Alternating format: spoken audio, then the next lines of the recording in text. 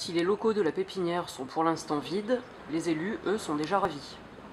Nous sommes capables de partager des objectifs communs et de rapprocher nos points de vue pour trouver les voies qui permettent d'atteindre ces objectifs. Deuxièmement, que nous avons toujours le souci de l'intérêt général et que nous sommes capables, là encore, au-delà de nos sensibilités, au-delà des institutions, quelles qu'elles soient, de pouvoir nous mobiliser au service de l'intérêt général et au service de ce territoire. Alors, la CCI et Sofia, c'est une vieille histoire, puisque on avait participé à l'époque de la création de la technopole et on avait très rapidement implanté le CERAM sur cette technopole parce que je pense que c'était la preuve de mes prédécesseurs qu'on y croyait dur comme fer.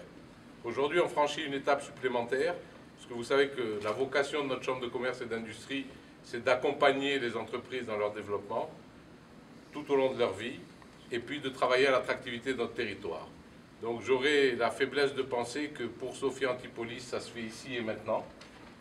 Alors on va implanter des nouveaux services de notre Chambre de commerce et d'industrie qui n'étaient pas présents sur Sofia, puisqu'on va ici faire de l'intelligence économique, on va vous accompagner sur l'international, on va vous accompagner sur des projets européens, puis accompagner bien entendu tout le développement de la création, éventuellement à la transmission des entreprises. C'est pour ça qu'on a besoin d'être là, c'est pour ça qu'on a besoin d'être avec nos partenaires. Vous savez que l'attachement de la mandature actuelle de la Chambre de commerce et d'industrie, c'est de travailler et de chasser en meute.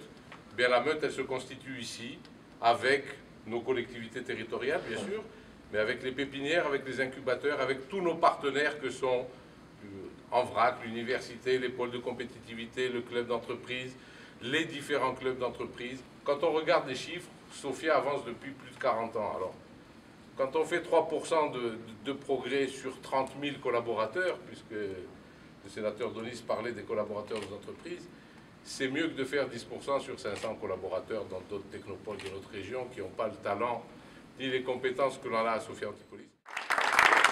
Merci bien sûr, sénateur Pierre Lafitte, d'être là. Et comment on dit cantine en anglais? On va garder cantine, ça fait très French.